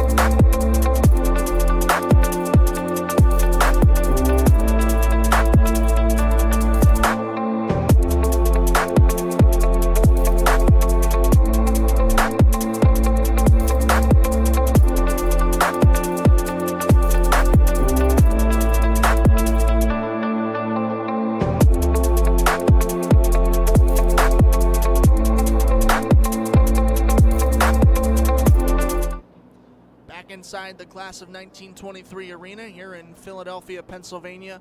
Anthony Tuozo has been escorted off the ice. He sat up and then skated off on his own power with the training staff closely behind him. He'll head to the dressing room early to get looked at, as we still have about 20 seconds to go in this second period. Drexel ahead of Syracuse 3-1. Neutral zone face-off coming on the left side of no man's land. Hutchinson off the face-off win for Syracuse, brings it up the left half wall before moving it across the ice towards a streaking Ryan Thomas. Thomas turns one in, Bordown, he scores! Ryan Thomas capitalizes off a beautiful feed from Sam Hutchinson, and the Orange are back within one.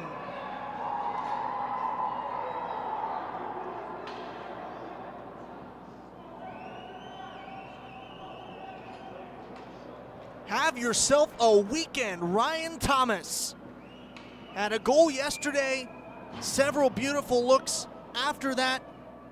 Didn't get the assist, but was in on a lot of those scoring plays for Syracuse on their way to an 8-7 shootout loss.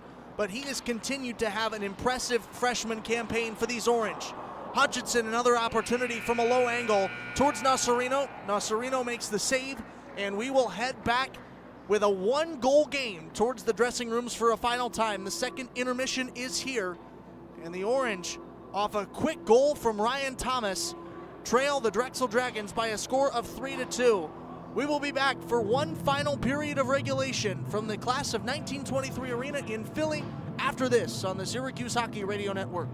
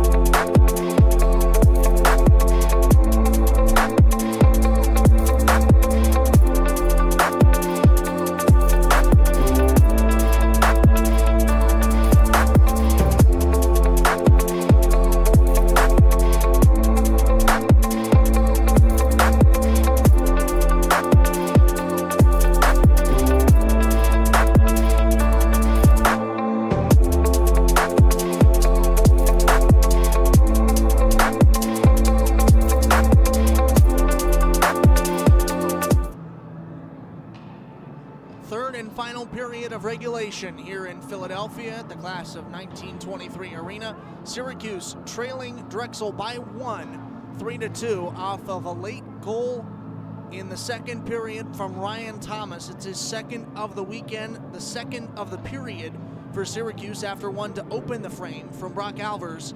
And that is where we sit, a 1-goal lead for the Dragons here as we get ready for the third and final period. Finta in the net to our left for Syracuse, and Drexel countering with Nocerino into the right. Nocerino has now given up 9 goals on the weekend, 7 yesterday, 2 today. Finta now at 5 between 2 yesterday when he came in relief of Angelino and then the 3 today.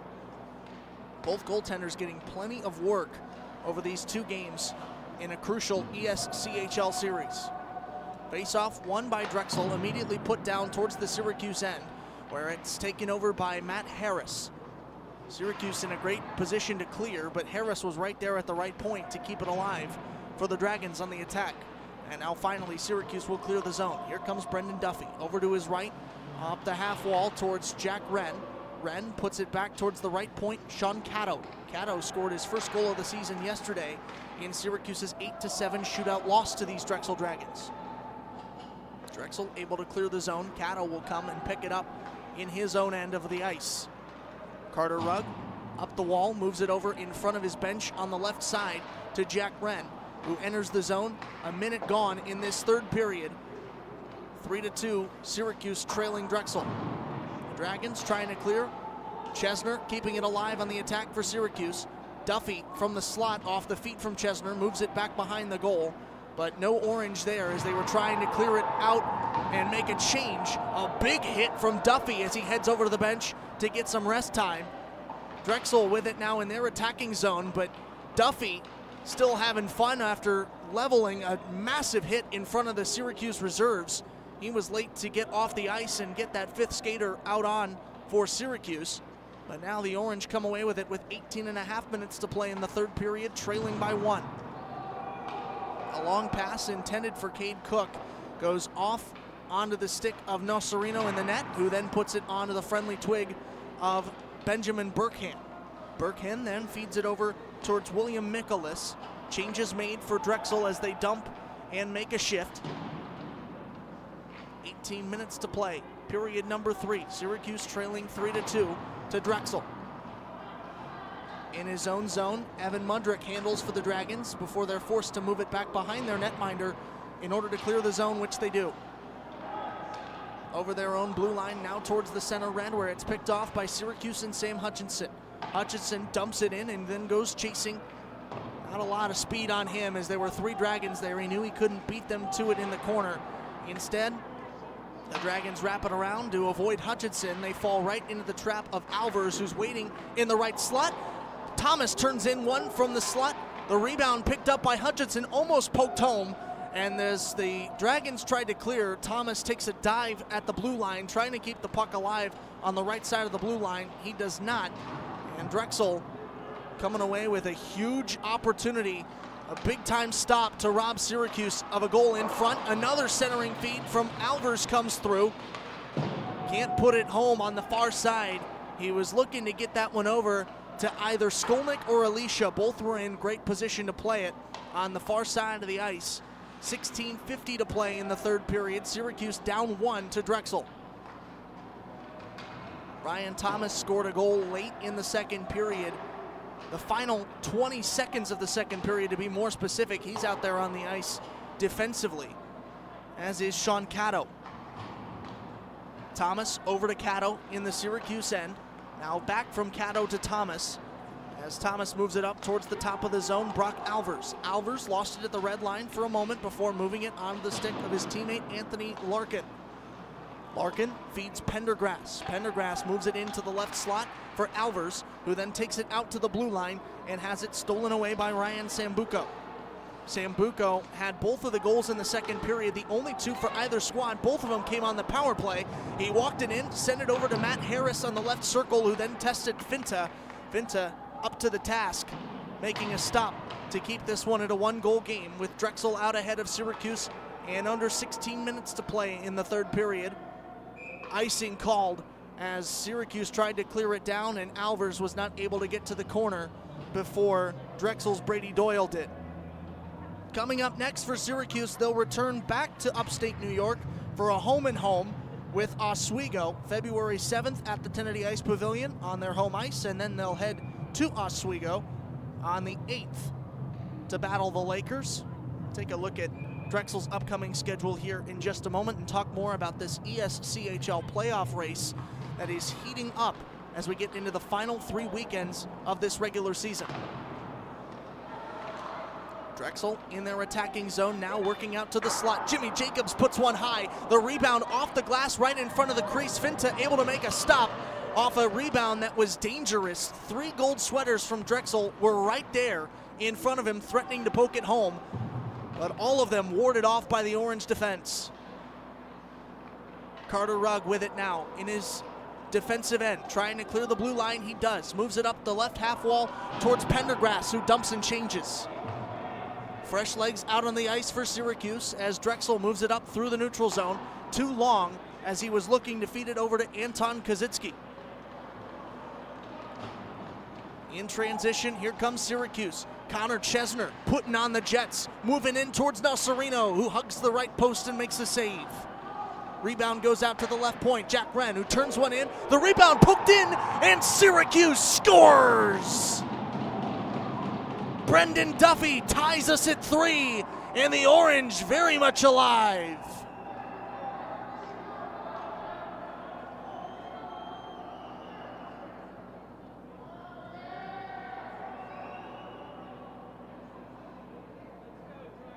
We're even at 3 apiece with 14:40 to play in the third period.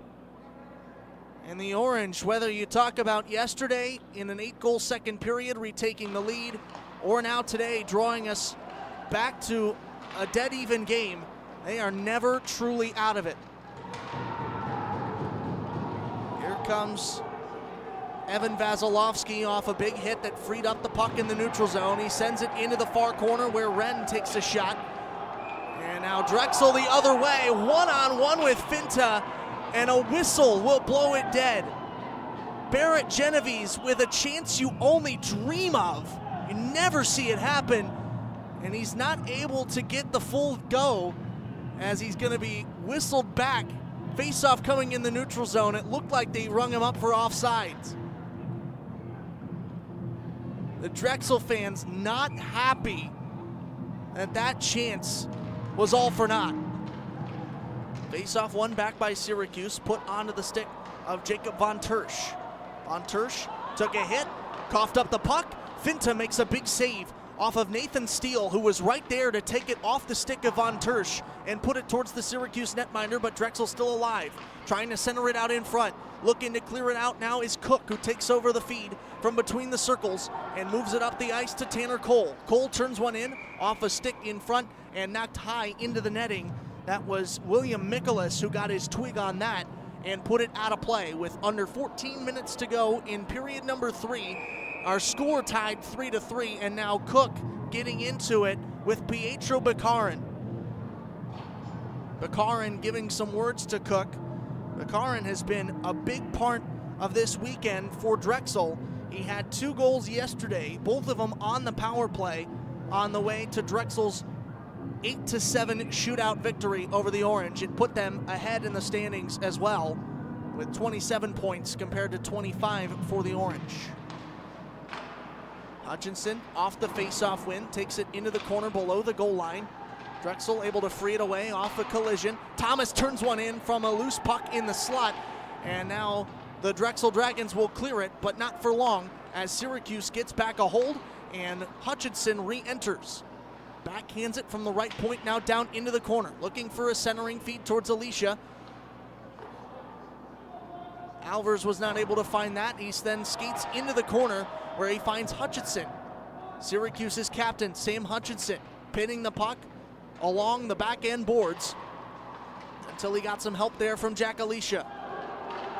Alicia able to poke the puck free. Thomas came in, skating towards it, and now Drexel in transition off of Thomas, who was not able to control that puck. A big stop from Finta again. Syracuse using their weight throwing in the bodies. Alvers down the far side of the ice, moves it towards the right circle, and then fires a shot. He's complaining that he got held or at least interfered with, but the officials not having it. Cato instead will take control in the Syracuse end as Alvers was down at the other side of it pleading his case, and then moving into the neutral zone to get that push ahead feed from Cato. Rugg tied up, gets involved with Jimmy Jacobs as Drexel tried to enter, taking one of the biggest scorers on this Drexel team out of the play entirely. Getting physical with him as Syracuse tries to come back with 12:15 to go in the third period. The only goal of this period was the one that tied it off of Brendan Duffy just moments ago. Carter Rugg over to his left side, Pendergrass, who gains the attacking zone blue line, fires one in towards Nocerino, who's able to make the save. The rebound still loose. Gargurovich picks it up below the red line, and a collision behind the net knocks it over the back of Ryan Nocerino. Nocerino was looking in front of him, trying to watch the puck as it moved into the left circle, and instead, right behind him, he gets knocked in the back of the noggin with a red crossbar that he was not expecting, and naturally will get a stoppage to fix this net back where it belongs, with 11:56 to go in period number 3, and the score deadlocked at 3s between Syracuse and Drexel. Face-off coming on the left side of the neutral zone, right outside of Syracuse's attacking end. The Orange will win it and dump it right into that end. It was Jake Brown who put it into the right corner, and then sitting there for Drexel was number 24, Brady Doyle, who took a shot from Jack Wren that freed the puck up for his Orange, who are looking to take their first lead in a long time. Their first lead of this game. They hadn't led since late in the game yesterday. Final few minutes when Drexel tied it up. Moving it over to the right side, Chesner fires one in from the point. Nocerino makes the save. If you'll remember, Syracuse had a 2-goal lead late in the third period before goals at 8:54 and 10:05 in the frame from Jimmy Jacobs and Evan Mudrick got us to the overtime, scoreless overtime that took us to the shootout, and that is when the Fat Lady sung for Syracuse. Drexel got the win there, 8-7 in the shootout. The pushing and shoving that we've come to expect from this game happening down in the right corner. The officials got into it. They'll assess a penalty towards Brendan Duffy. So Syracuse will go on the penalty kill with 11:25 to go in period number 3 and a tie game. The last thing you want to do in such a crucial situation, a crucial stretch of this game, is give an extra skater to the Drexel Dragons, who have already scored 2 goals in this game off of a power play. Harris will start it off for Drexel into the left corner, fished out by Chesner, and he'll clear. Chesner burning some clock as he heads over to the bench after clearing a great opportunity. He will stay on, actually. Hutchinson will go over and get a change.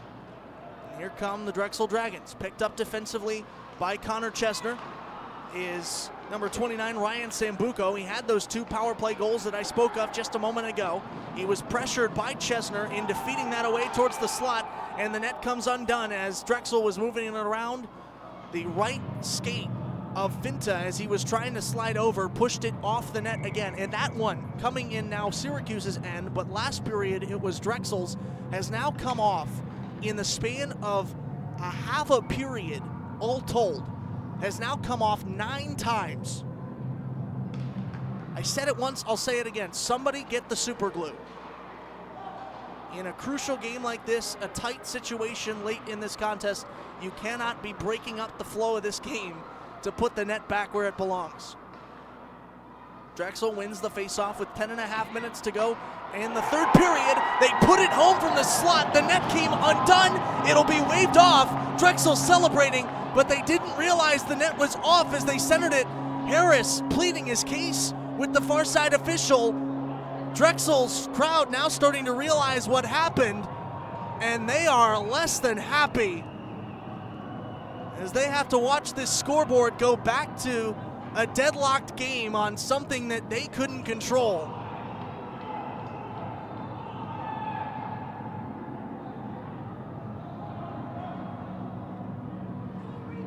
Two linesmen and an official are over by the goal talking to representatives from both teams. Finta and Brown in there for Syracuse. And judging by the body language on Drexel's representatives, Ryan Sambuco and Matt Harris, they are not happy with what the officials just told them. The net was off, no goal. The other official was down in the neutral zone talking to Gargurovich and an unnamed Dragon. We're getting into it again. The tensions have boiled over several times in this game. That one, not too much, just a little bit of a shove from Gargurovich, nothing to write home about or send somebody to the box for. But it will take the goal off the board. We are still tied 3-3 with 10.5 minutes to go in the third period. The official over on the far side of the ice talking to Coach Timmons for Syracuse. And now Drexel's coach, Tyler Woischner, talking to the other official as well. He wants an explanation on why this happened and why his team will go from leading 4-3 to now tied 3-3. Judging by the reactions of his assistant coaching staff, they don't like the explanation. Now, you didn't ask, but I'll tell you, my 2 cents, Finta clearly knocked it off with his right leg. Will still stop play as Woischner is still talking to the official, but that was clear. It was almost a full 2 seconds off of its bearings, the net was, before that centering feed even came through for Drexel, which Harris put through to put us on the scoreboard at least where we are 4-3. Now they've taken it off, officially showing that there is no goal, and we will remain deadlocked at 3s. Drexel still getting a face-off in their attacking end. Ryan Sambuco will tie up against Max Gargurovich. Gargurovich, a senior forward from Syracuse, he doesn't get to go into the face-off circle too often, but he does there and sends it up the ice towards Ryan Thomas, who then centered it over to his right to Tanner Cole. Cole robbed off his shot by Nocerino. And now the Dragons through the neutral zone into Syracuse ice. Down into the corner goes chasing Matt Harris, met there by Sean Caddo. Into the back half of the period we go. Less than 10 minutes remaining in the third of a tie game between Syracuse and Drexel. A steal at the point. Here comes Jack Wren. Down towards his attacking zone. Working in towards Nocerino. It sticked into the air and out of play. Getting his twig in there with no time to spare was Benjamin Burkan, as Wren was dialed in, ready to shoot it past Nocerino. And a great defensive effort from the junior defenseman right here in Philadelphia to put that one out of play. Burkan, a very talented defenseman, very experienced defenseman, playing his 113th game of his collegiate career today. Certainly knows what his team needs in big times like this. Drexel enters the Syracuse zone. Anton Kazicki turns one in from a low angle on Finta, who's able to make the save with his glove. 9:24 to go here in the third period of a tie game between Syracuse and Drexel, 3-3. Still got one more game to play at the end of this one, not between Syracuse and Drexel, but this venue home to several different teams. Fans starting to pour in, and they are no doubt surprised at what's going on, eager to see that they get such a close game, a physical game, an even game before theirs even begins. We saw that yesterday when we got to the rink at 10:40 for yesterday's puck drop, and got to watch the final 2 frames of a very exciting game between UPenn and Seton Hall before the Orange and Dragons did battle. Alvers in the left circle, looking for an outlet, feeds it out to the point. Connor Chesner turns one in, and a diving save made by Ryan Nocerino. Legs outstretched, hand in the air, swiping it out of the sky with his glove to get another big save. That netminder for Drexel is something else. 33 shots faced, 30 saves for Ryan Nocerino, the very talented sophomore. Playing like a senior with how seasoned he looks both yesterday and today. Again, allowing 7 goals yesterday, that looks like a bad thing. But for the quality that he faced and the number of shots that he faced, over 40 total throughout the game, cannot blame either him nor Syracuse's netminder, John Angelino, for what they did yesterday. The offenses were hot, and that's all. A whistle comes to bring the faceoff out towards the neutral zone with 8.5 minutes to play in the third period of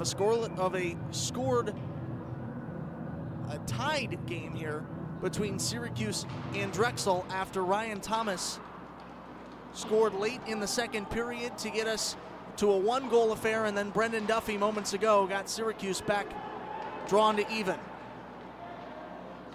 Wren picks up the puck in the neutral zone right in front of the Drexel ice. Drexel back with Jimmy Jacobs, leaves it for Ryan Sambuco.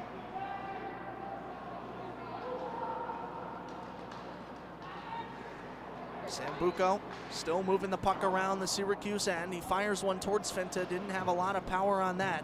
So it's freed out easily by the diving effort of Jack Wren, who put it towards the neutral zone. Drexel getting it on their stick just for a second to put it back down towards Syracuse ice. 7:40 to play, period number 3. Tie game here as a stretch pass goes down the full length of the sheet for Matt Harris. Harris walking in, puts it high. Matt Harris does not fail to capitalize on opportunities like that often. One-on-one with Finta, and he goes high. In the Drexel end, the Dragons trying to clear, they do, but only for a second as Rugg is right there for Syracuse. Out through the neutral zone, Drexel recovers after picking off Rugg. Now Pietro Bakarin works it in between the circles. Knocked high out to the slot where Syracuse recovers, and now Gargurovich, trailing by Pendergrass, walks in. Gargurovich to the left circle, turns one in, couldn't get through the bodies in front of the net. Rebound still loose towards Syracuse, and now into the corner. Larkin battling with Nathan Steele for it. Steele wins it for the Dragons and moves it out to the right corner where his guys are waiting. Doyle with it now, moves it behind the net towards Benjamin Burkhand, who will slow things down before skying it into the neutral zone. Cato gloves it down, and Syracuse crosses the blue line again. This time it's Hutchinson. Hutchinson fans on a shot from the slot. Rugg picks up the rebound that was almost cleared out of the zone.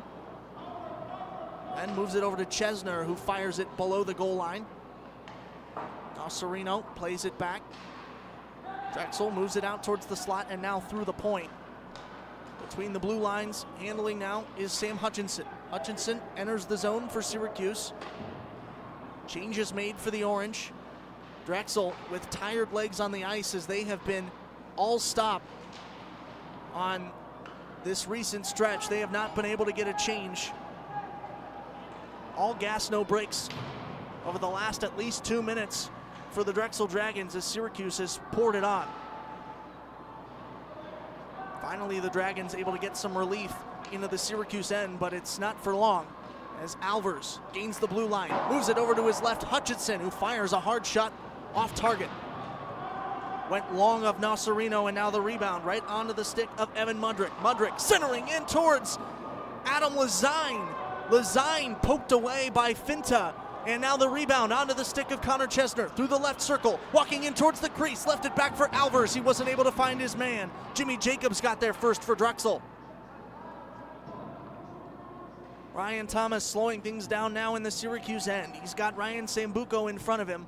He moves back behind his goal to use Finta as a screen to get past Sambuco. He finally does, using the right half wall to move it up the ice into Drexel territory towards Cade Cook, who fires in a shot, blocked away by Nasserino. Syracuse still alive with it between the circles, moved over towards Tanner Cole. Cole turns one in, blockered away. Syracuse, third time's the charm. No, it's not. Tanner Cole robbed again by Nasserino. Below the red line. Cook pressured now. Cole comes in to try to free it up out of the two Dragons who came in to pressure his teammate, Cade Cook. Cook turns a low-angled shot. Tanner Cole looking for the wraparound. He fakes it, goes back towards the left side of Nasserino, out towards the center. Pendergrass, a diving save made, a block from the Drexel defense.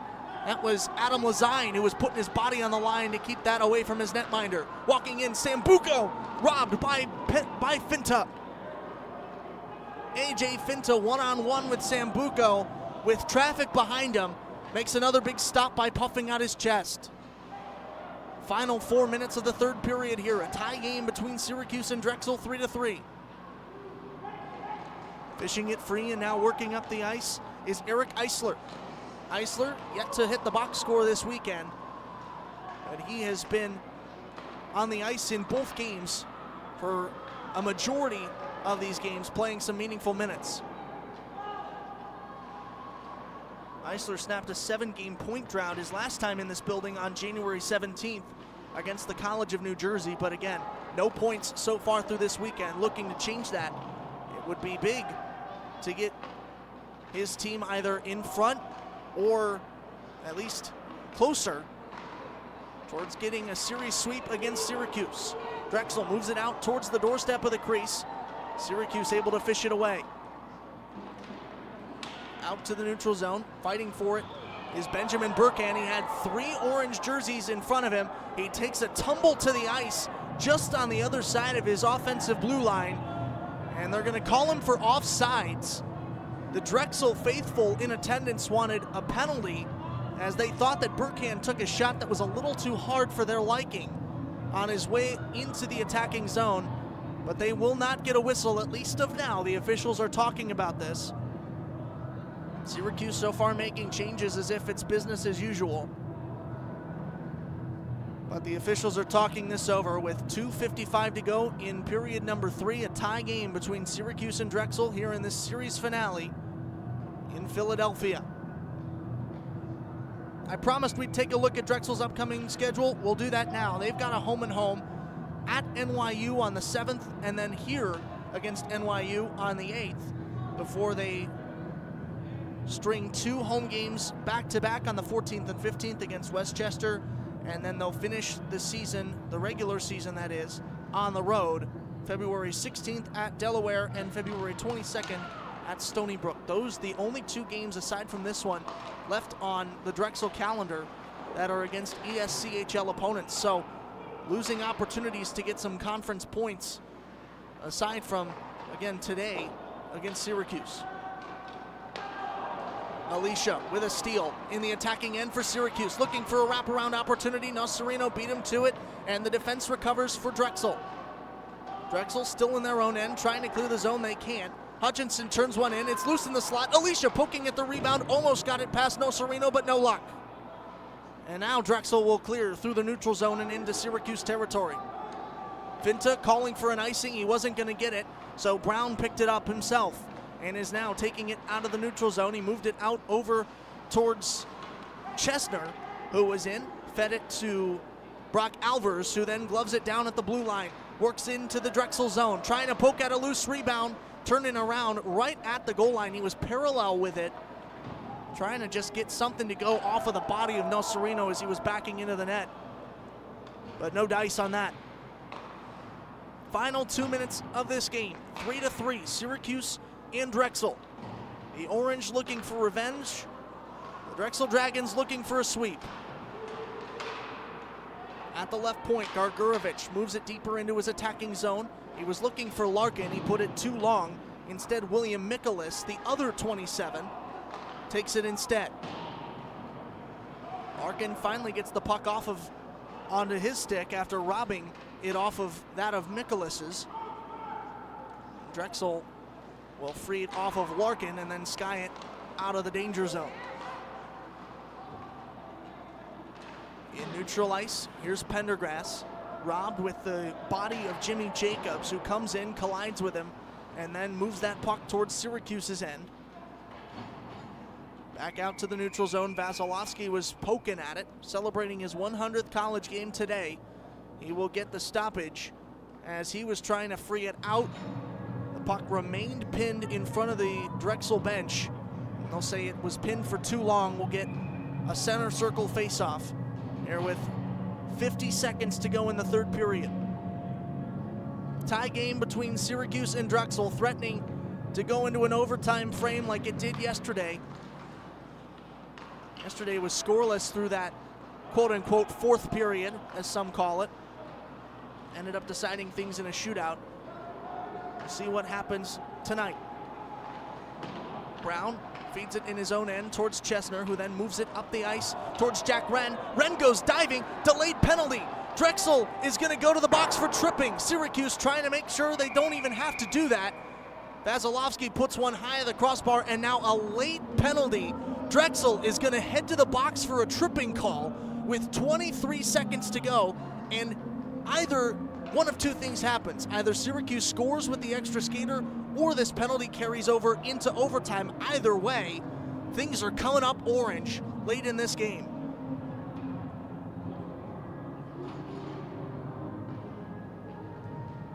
Syracuse orange with 3 of the last 4 goals scored in this period, going back, or in this game rather, going back to the second period, which started with a goal from Brock Alvers, bar down.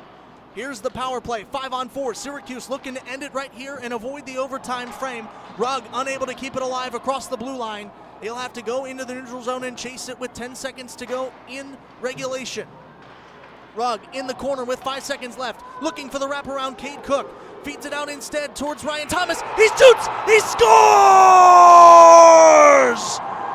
Ryan Thomas! Third goal of the weekend! No overtime necessary!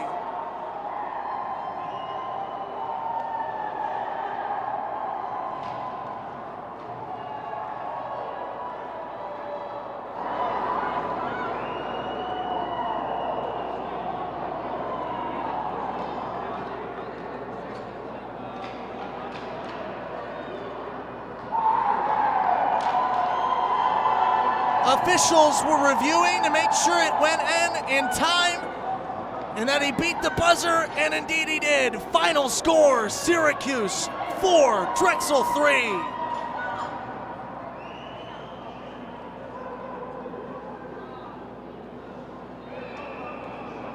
Drexel and Ryan Sambuco scored 2 unanswered power play goals in the first period to head to the first intermission up 2-0, and then the second started the comeback for Syracuse. Brock Alvers at the start of the period, and then Ryan Thomas late in the second led towards an opening goal in the third period by Brendan Duffy, and then Ryan Thomas sealing it at the end. Words being said in the handshake line. Both coaches trying to send their players back to their respective dressing rooms and not give people suspensions going into the last few games of this season. Drexel unable to hold on to an early lead. Syracuse survives, and they will end the weekend with a split, taking game 2 in regulation by a score of 4-3. Coming up, plenty more hockey on the SU Hockey Network through the rest of this series. We'll see you next weekend when your Syracuse Orange head to Oswego for a home-and-home. First game at home, and the second one on the road. February 7th and 8th, we'll have coverage of those right here on the SU Hockey Network. But until then, for our entire production crew, this is Caleb Spinner. This is Caleb Spinner saying so long from Philadelphia. Final score one more time, Syracuse 4, Drexel 3. The Orange win game 2. We'll see you next weekend, but until then, that's the game. We're out of here.